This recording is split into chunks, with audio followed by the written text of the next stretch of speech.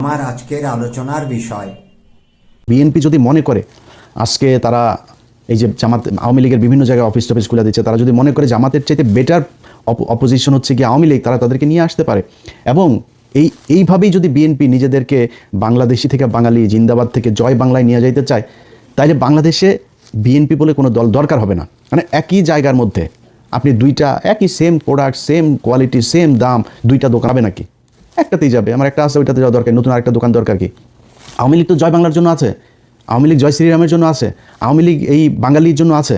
আপনার দরকার নাই তো। এখন আপনি যদি মনে করেন এখন একটু পজিশন ভালো না, আপনি মনে করছেন এই চারিদিকে সব আপনার প্রশাসন, আপনার মিডিয়া, আপনার ইন্ডিয়া, আপনার সব হামারা, এটা যে মনে করেন না, এই দিন থাকবে না আপনার। আপনি সময় দেন, ইন্ডিয়া কখনোই তার সবচেয়ে বেস্ট চয়েস হচ্ছে আওয়ামী লীগ। আপনি সেকেন্ড চয়েস। বিএনপি বাংলাদেশে ইন্ডিয়ার জন্য সেকেন্ড চয়েস, তারা ফার্স্ট চয়েস রেখে কখনোই সেকেন্ড চয়েস আসবে না। সো তারা 2 দিন পরে সামনে নির্বাচনে যখন আপনি আওয়ামী লীগকে রাজনীতি করার সুযোগ দেবেন, জামাত ইসলামের এই পলিসিও মাথায় আছে, তারা যদি পরিস্থিতি খুব খারাপ, তারা রাজনীতি করবে না। আমি এটা জামাতের মানে কেন্দ্রীয় কোনো পলিসি না, আমি জামাতের কেউ না, যেহেতু আমি তাদের কোনো একজনের সাথে কথা হচ্ছিল, মানে উনি বলছিলেন যে ভাই আমাদের বেশি চাপাচাপি করলে আমরা পলিটিক্স বাদ দিয়ে দেবো, আমাদের মানুষ তৈরি করার দরকার, পরে দেখা যাবে কি হয়। যদি সরে যায়, আপনি আওয়ামী লীগকে নিয়ে রাজনীতি করবেন, আপনি মনে করছেন যে ও আমরা তো এখন উপরে আছি, আওয়ামী লীগ আমাদের পিছনে এসে চামচার মতো ঘুরবে। শুনেন ভাই, সরাসরি একটা কথা বলি, একটা এলাকায় 2 শ্রেণীর বাটপার আছে, একটা দুর্নীতিবাজ বাটপার, এই চোর সেচ্চর আছে দুইটা, একটা আওয়ামী লীগের আর একটা বিএনপির চোর সেচ্চর বাটপার, এগুলো সব এদের মানে দুর্নীতি করে, এই চুরি করেই তাদের চলার ইচ্ছা, এই জন্যই তারা রাজনীতি করে না, রাগ ঢাক রাখার কিছু নাই। কিন্তু তাদের টার্গেট হলো কি, তারা খুব ভদ্রভাবে থাকে, একটু ভদ্র কিসিমের, অসহায় কিসিমের এই চোর বাটপারগুলি হলো বিএনপি করে। আর আওয়ামী লীগেরগুলো হলো দুর্ধর্ষ, তারা খুব ক্রুয়েল হয়, খুব হিংস্র হয়। এই টাইপের প্যারালালি চলতে দিবেন, আর আপনার পিছনে সে চলবে, এই ক্ষমতা আপনারও নাই, এই মিডিয়াও সেদিন থাকবে না আপনার পক্ষে, এই ইন্ডিয়াও থাকবে না, প্রশাসনও থাকবে না। সো খুব কেয়ারফুলি আপনাকে আওয়ামী লীগকে হ্যান্ডেল করতে হবে। এখন এই কারণে বললাম যে যেদিন বিএনপি জিন্দাবাদ থেকে বের হয়ে যেতে চাবে, যেদিন বাঙালি হয়ে যেতে চাবে, সেদিন বাংলাদেশে বিএনপির আর দরকার হবে না। ওই দিন মানুষ আওয়ামী লীগই বেটার হবে না। আওয়ামী লীগ সেটা কেমনে করতে হয় এটা খুব ভালো করে জানে, পোড়ায়া জ্বালায়া কী করা লাগে সব কিছু জানে তারা। সো ভাই, যেই জন্য এত কিছু বললাম, যে এই যে 71 মুক্তিযুদ্ধ আর 21 ভাষা আন্দোলন, এগুলো আপনার মাথার মধ্যে এত মিথ্যা, এত ইতিহাস বিকৃত করে আপনাকে ঢুকানো হয়েছে, এটা ঢুকায় পাকিস্তানের সাথে বিরোধ তৈরি করা আর ভারতের সাথে বন্ধুত্ব তৈরি করে তারপর আপনাকে সেটা মারার জন্য এগুলো করা হয়। অতএব এই যে এখন নতুন সরকার এসে, হাফিজ ভাই একজন মুক্তিযোদ্ধা, হাফিজ ভাইয়ের কাছে অনুরোধ থাকবে, আমরা জানতে চাই যে কতজন মানুষ আসলে পাকিস্তান আমলে সেই যুদ্ধের সময় রেপ হয়েছিল, কতজন মারা গিয়েছিল, কতজন মুখ ছিল, 14ই ডিসেম্বর কারা এই মানুষগুলোকে মেরেছে, বাংলাদেশ স্বাধীন হওয়ার পরে 30শে জানুয়ারি 1972 জহির রায়হানকে কারা গুম করেছিল, এগুলো আমরা জানতে চাই। এটা জানলে বুঝে যাবেন যে এই বাংলাদেশের সাথে পাকিস্তানের সাথে পূর্ব পাকিস্তান আর পশ্চিম পাকিস্তান দুইটার সাথে এই গ্যাঞ্জাম বাঁধানোর জন্য ভারত কী চাল চেলেছিল খুব ভালো করে। আর এই যে আপনার মানুষজন ইতিহাস এগুলো বলে না যায় না, শুই না ভাই, আপনার কাছে অনুরোধ, একটু শুই নেন, নিজেরা প্রশ্ন করেন যে যদি অনেকে বলে যে 30,000 মানুষ বা 3 লাখ মানুষ মারা গিয়েছিল, ভাই 3 লাখ মানুষ যদি মারা যায় থাকে, আপনি আমার দেন তো 3 লাখ মানুষ কোথায় পাকিস্তানিরা মেরেছে, কোন বাংলাদেশিকে পাকিস্তানি, কোন মুসলমানকে পাকিস্তানি মিলিটারি মেরেছে, একটাও দেখাইতে পারবেন না। খুব রেয়ার কেস যে কেসগুলো, সেগুলো সব মিলিয়ে যদি আমার মনে হয় খুব বেশি, যেটা শেখ মুজিব যেই কমিশন গঠন করেছিল 7,000-8,000 মানুষ পেয়েছিল, একটা যুদ্ধ, দেশ স্বাধীন হয়ে যাওয়ার যুদ্ধের মধ্যে এটা খুবই স্বাভাবিক একটা ব্যাপার। আমরা চাই না একজনও মারা যাক, একজনও রেপ হোক, আমরা চাই না, কিন্তু আমরা হিসাবটা জানতে চাই। আমরা চাই একজন মুক্তিযোদ্ধা 20,000 বেতন পায়, যদি আসলেই সে মুক্তিযোদ্ধা হয়ে থাকে। আসল মুক্তিযোদ্ধার সংখ্যাটাই আমরা জানি না। এটার নাম মুক্তিযোদ্ধার প্রেম, এটার নাম মুক্তিযুদ্ধ ভালোবাসা, কেউ করতে চায় না। কারণ কি, এইটা দিয়ে ইন্ডিয়া চায় আমাদেরকে এই যে 30 লাখ আর 2 লাখের এই গান শোনাইতে। আমরা এই গান শুনতে চাই না ভাই। পাকিস্তানের সাথে বাংলাদেশ জীবনে এক হবে না, এক হওয়ার দরকারও নাই। বাট পাকিস্তান আমার মুসলমান ভাই, পাকিস্তানের সাথে আমার সম্পর্ক ভালো রাখা উচিত। পাকিস্তান আমার যে কোনো সমস্যায় সবার আগে। ভিডিওটি না টেনে সম্পূর্ণ দেখার অনুরোধ রইল। আর যারা আমার চ্যানেলটি এখনও সাবস্ক্রাইব করেনি, সাবস্ক্রাইব করে নেবেন। এখন মূল ভিডিওটি দেখুন। এই যে পাকিস্তান আমার কাছ থেকে নেবে, পাকিস্তানের নিউক্লিয়ার আছে, পাকিস্তানের অস্ত্র আছে, পাকিস্তান নিজে ফ্যান বানায়, মোটরসাইকেল বানায়, ইলেকট্রিক পণ্য বানায়, তার আন্তর্জাতিক মানের হসপিটাল সব আছে তার, সে আমার এখানে কেন আসবে? এই গ্যাঞ্জাম থেকে ভাই বের হয়ে আসতে হবে।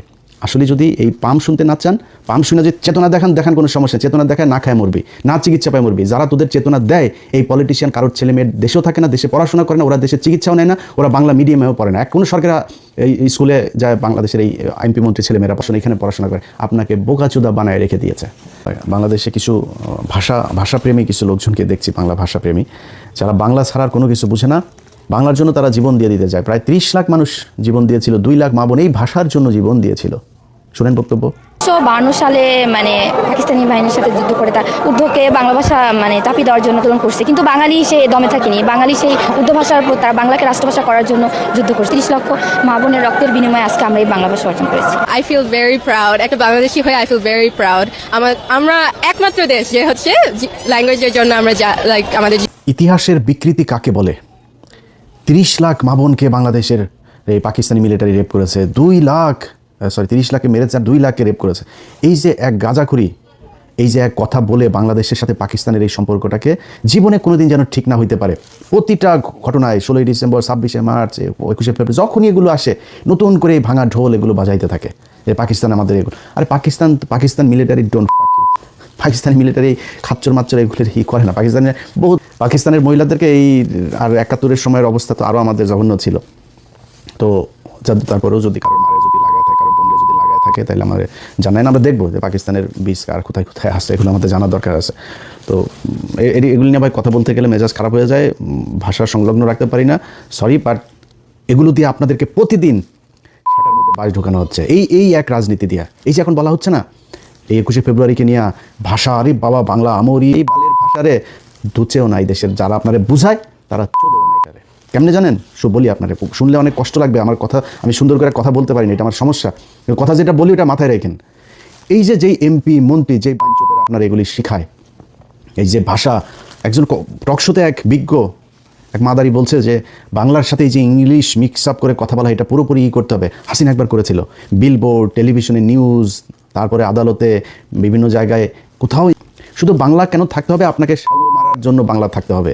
এর আগে ব্রিটিশরা যখন একবার ছিল তখন এরকম আমাদের এখানকার কিছু আলেম টালেম ছিল, এরা করেছিল ইংরেজি শিখলেই আপনি কাফের হয়ে যাবেন, এগুলো বলা হয়তো। এগুলো বলে আমাদেরকে দমায় রাখা হয়েছে। আজকে যেই ব্যক্তিরা আপনাকে বুঝায় যে বাংলার সাথে সাথে ইংলিশ শিখতে পারবেন না, সেই রাজনীতিবিদ একজনের ছেলে মেয়ে 14 গোষ্ঠীর কেউ বাংলা মিডিয়ামে পড়াশোনাই করে না। সবাই ইংলিশ মিডিয়ামে পড়াশোনা করে, ইংলিশ ভার্সনে পড়াশোনা করে, হাই স্কুল শেষ হলে সোজা চলে যায় ইউকেতে, সোজা চলে যায় ইউএসএতে, কানাডাতে, অস্ট্রেলিয়াতে, ওয়েস্টার্ন কান্ট্রিতে, সেখানে গিয়ে তারা পড়াশোনা করে। আর আপনারে বোকাচোদা বানায় রাখার জন্য এইখানে বুঝায় শুধু বাংলা জিন্দাবাদ, এটা পাকিস্তানি শব্দ, উর্দু শব্দ, ফার্সি শব্দ। আর ওনাদেরকে বলতে হবে জয় শ্রীরাম, জয় বাংলা। Fuck you. জয় বাংলা, জয় শ্রীরাম আর না, এখানে এটা বাংলাদেশ, 95% মুসলমানের দেশ এটা বাংলাদেশ। এই দেশে জিয়াউর রহমান এই বাঙালি থেকে বাংলাদেশি বানিয়ে দিয়ে গিয়েছিল। এই দেশে জিয়াউর রহমান এই জয় শ্রীরাম আর জয় বাংলার থেকে জিন্দাবাদ বানিয়ে দিয়ে গিয়েছিল। বাংলাদেশ জিন্দাবাদ। আমরা পাকিস্তান জিন্দাবাদ থেকে বেরিয়ে এসেছি, কিন্তু আমরা পাকিস্তানের সাথে, আমরা পাকিস্তানের মুসলমান, আমরাও মুসলমান, তাদের জিন্দাবাদ, আমাদেরও জিন্দাবাদ। দেশ আলাদা হইতে পারে না, আমার ধর্ম আলাদা হয়ে যায়নি। পাকিস্তানের মুসলমানরা আমাদেরকে কতটুকু মহব্বত করে, কতটুকু ভালোবাসে, পাকিস্তানে গিয়েছে গেল 1 বছরে। তাদের ভিডিওগুলো দেখেন। পাকিস্তানের একটা মানুষ যখন শুনে আপনি বাংলাদেশ থেকে গিয়েছেন, জড়ায় ধরে, খাবারের বিল নেয় না, গাড়ির বিল নেয় না, ওইখানে যে পাঠাও উবারের মতো আপনার রাইড শেয়ার মোটরসাইকেল আছে, মোটরসাইকেলে শুনছে যে সে বাংলাদেশ থেকে গিয়েছেন, ভাড়া নেয় নাই, দেখেন ইউটিউবে। আর সেই পাকিস্তানের মানুষের সাথে আমাদের দ্বন্দ্ব বাঁধিয়ে রাখা হয়েছে। আজকে বাংলাদেশে যদি ইন্ডিয়ার সাথে যুদ্ধ বাঁধে, সবার আগে এই পাকিস্তান আপনার পাশে করবে না করবে, পাকিস্তানের সাথে আমার কী সম্পর্ক সব ভুলে যান, আমার দরকার নেই। কিন্তু আপনি পাকিস্তানের সাথে এই সম্পর্কের এই যে কৃত্রিমভাবে তৈরি করে, এটার মাধ্যমে যখন আপনি ভারতের সাথে সম্পর্ক ভালো করার জন্য চেষ্টা চালাবেন, তখন আপনার এই দেশকে সারা জীবন, আপনার মৃত্যু পর্যন্ত এটাই গোলামী রাজ্য হিসেবে আপনি করে। আজকে আজাদি শুনলেও তাদের কষ্ট লাগে না, আজাদি শব্দটা শুনে তাদের কষ্ট হইতেছে। ইনকিলাব জিন্দাবাদ। এই জিন্দাবাদ বাংলাদেশে যতদিন থাকবে ততদিন বাংলাদেশ থাকবে, এবং যতদিন এই জিন্দাবাদ বিএনপির সাথে থাকবে ততদিন বিএনপি বাংলাদেশে থাকবে, তারপরে বিএনপি থাকবে না। কেন থাকবে না জানেন? আপনি যেদিন বাংলাদেশি থেকে বাঙালি হবেন, পশ্চিমবঙ্গ, ওয়েস্ট বেঙ্গল আর ইস্ট বেঙ্গল হয়ে যাবে, এবং ওই বাঙালি আর আমার মধ্যে কোনো পার্থক্য থাকবে না। যেই কালচার ঢুকানোর জন্যই আপনাকে এই যে পয়লা বৈশাখ করানো হয়, এই পয়লা বৈশাখে পেঁচা পুচা যা আছে সব তাদের দেবদেবীর আপনার প্রতীক, এগুলোকে আপনাকে দিয়ে পূজা করানো হয়। আমার ছোটোবেলা থেকে গরুর রচনা শেখানো হয়েছে। আগে আমার দেশের মানুষকে গরুর রচনা শিখতে হয়েছে। পৃথিবীর এই বাংলাদেশের মানুষ, অন্তত সব দেশে থাকেন, একজন মানুষ, আমার এই ভিডিও যত হাজার লক্ষ মানুষ দেখবেন, একজন মানুষ বলবেন আপনি পৃথিবীর কোনো দেশে যায় তারপরে দেখেছেন যে গরুর রচনা পড়ানো হয় ছোট বাচ্চাদের। আমার কোনো কিছু না বললেও আগে গরুর রচনাটা পড়তেই হবে। পাটের রচনা ছিল, অনেক রচনা ছিল, আপনারা আগে গরুর রচনায় শিখতে হবে। এবং এইটা মোস্ট আপনার মানে একটা থাকতো, পসিবিলিটি থাকতো, এটা আপনার এক্সামে আসবেই। মেট্রিক পর্যন্ত এই গরুর রচনার এই বিশাল গুরুত্বপূর্ণ এক রচনা। আরে ভাই, গরুর যদি আপনি পশুর পার্টস যদি নানান কিছু দেখানো হইতো, বায়োলজির বিশেষ করে, তো আপনি যদি ওই কারণে পশুর সায়েন্সের কারণে যদি পশু, তার ব্যাংক শিখেন, ব্যাঙের অঙ্গ প্রত্যঙ্গ কি কোথায়, কিন্তু গরু কোত্থেকে আসলো, এইটা আপনার মাথায় নিতে হবে যে আমাদেরকে জামাত আমিরকে ব্ল্যাকমেইল করা হয়েছিল। আমরা নির্বাচনের দিন সন্ধ্যা 7টা 7:30 পর্যন্ত এক ধরনের ফলাফল পাচ্ছিলাম। হঠাৎ করে কি যেন হলো, মনে হলো যে পৃথিবী একেবারে থমকে গেছে, আকাশ বাতাস সবকিছু স্তব্ধ হয়ে গেছে। এরপরে রাত 10টার দিকে গিয়ে আবার সচল শুরু হলো। এই সচল যখন শুরু হলো, বিএনপি বিএনপি আর বিএনপি, তার আগে আমরা দেখেছি প্রায় সমস্ত জায়গায় একরকম চিত্র, আর এরপরে গিয়ে মিডিয়া সম্পূর্ণ তার উল্টো চিত্র দেখানো শুরু করলো।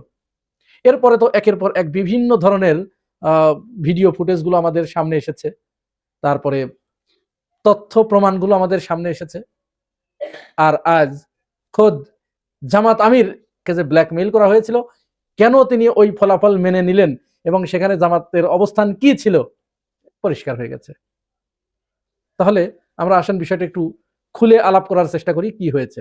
আজকে আমেরিকা প্রবাসী বাংলাদেশি সাংবাদিক ইলিয়াস হোসেন তার ফেসবুক ওয়ালে তিনি একটি পোস্ট দিয়েছেন, ফটোকার্ড দিয়েছেন।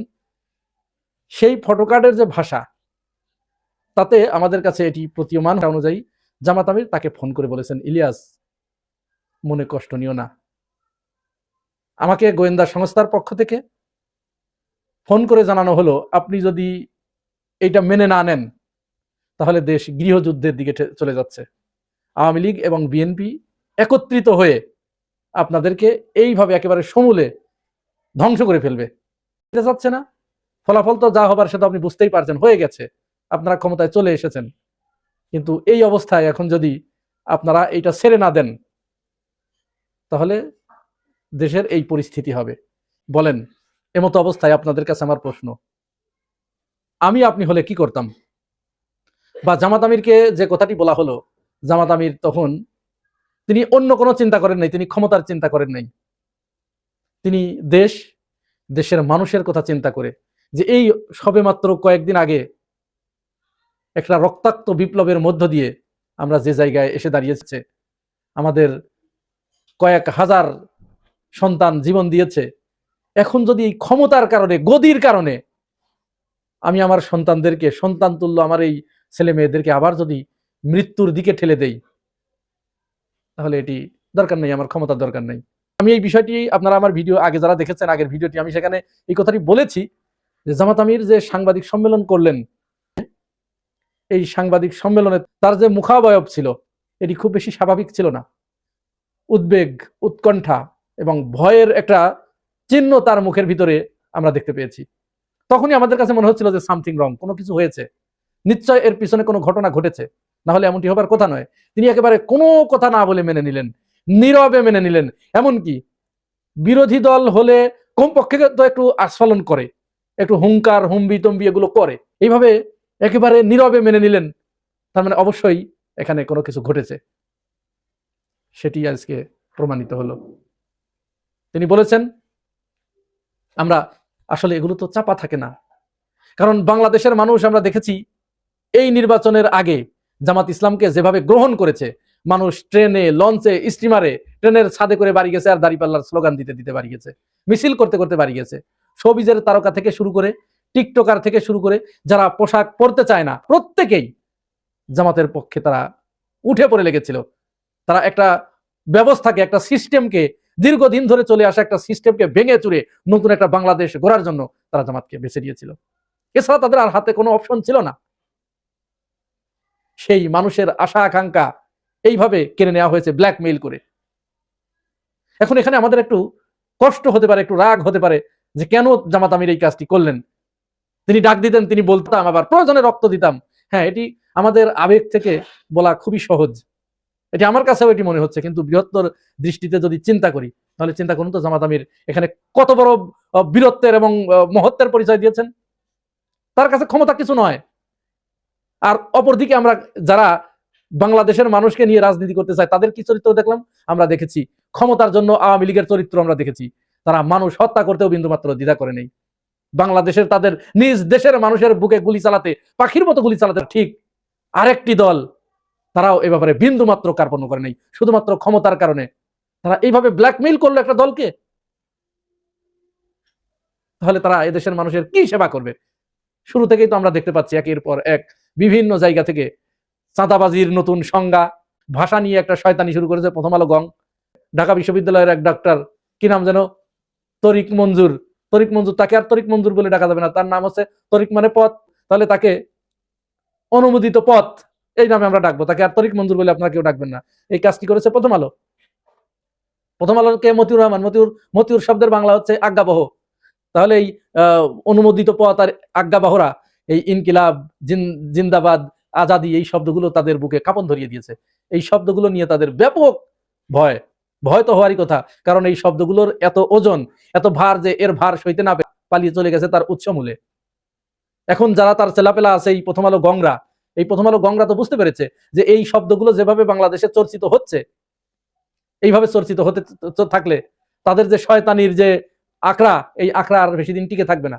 এদেশের মানুষ তাদের শয়তানির আঁকড়াটা ধরে ফেলেছে, যার কারণে এখন তারা ওই ভয় থেকে, ওই আশঙ্কা থেকে এখন এই শব্দগুলোর পিছনে লেগেছে যে এই জাতীয় শব্দগুলো বলা যায়। বিএনপির একজন মন্ত্রীও, নাম বললাম না আমি সঙ্গত কারণেই, তিনিও ভয়ে প্রকম্পিত হয়ে গেছেন যে এই শব্দগুলো বাংলা ভাষার জন্য অশনি সংকেত, বা তার ভাষায় আরো কঠিন করে বলেছেন, আমি আর অত কঠিন করে বললাম না। একদিকে শব্দের ভয় পাচ্ছেন, অন্যদিকে একটা রাজনৈতিক দলকে ব্ল্যাকমেইল করে বাংলাদেশের মানুষ যাদেরকে মনোনীত করেছে, যাদেরকে নির্বাচিত করেছে, তাদেরকে ব্ল্যাকমেইল করে এই যে ক্ষমতা দখল করা। আর এইটা যে হবে, এইটা 25 নভেম্বর 2000 প্রবাসী কন্টেন্ট ক্রিয়েটর বনিয়া আমিন, যিনি সারা পৃথিবীতে ঘুরে বেড়ান, তিনি একেবারে, আমি হতবাক হয়ে গেলাম কিভাবে এত নিখুঁত ভাবে, এটি করা সম্ভব নয় যদি ওই তথ্য ইনফরমেশন যদি না থেকে থাকে। ঠিক তারই পুনরাবৃত্তি আমরা দেখলাম আজ জামাত আমিরের কথার মাধ্যমে বা ইলিয়াস হোসেনের ওই ফেসবুক পোস্টের মাধ্যমে আমরা জানলাম। এই আশঙ্কা আমরা, নির্বাচনে যে পরিমাণ জালিয়াতি হয়েছে, যে পরিমাণে ভোট কারচুপি হয়েছে, এটাকে ভোট কারচুপি না, ভোট ডাকাতি, আর সেই ডাকাতির পরেও এরপরে আবার ব্ল্যাকমেইল করে ক্ষমতা। এইটা পৃথিবীর ইতিহাসে এই সরকার, এই নির্বাচন ব্যবস্থা, এই ইলেকশন কমিশন, এটা এমন কালো অধ্যায়ে লেখা থাকবে। আমি সকালের ভিডিও, সরকারি দলকে এই অভিশাপ তাদেরকে বয়ে বেড়াতে হবে।